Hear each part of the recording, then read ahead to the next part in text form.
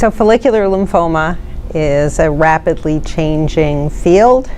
We are seeing a much better understanding of the disease and prognosis, clinical behavior, and more recently we have new evidence that the majority of patients will do very, very well, but we're starting to identify a fifth of the patients who will do poorly. These are patients who progress within the first 2 years, and these patients are destined to have a 5-year overall survival of only 50%. In contrast to others, the overall median survival these days is measured in decades, which I always stress to my patients when they first see me.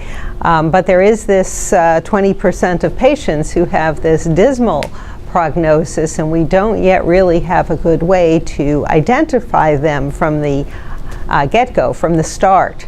And so we're caught with waiting until these patients declare themselves and then trying to identify new strategies for them. So going forward, we need to be able to pick them out from the start, but we also need alternative approaches for these patients.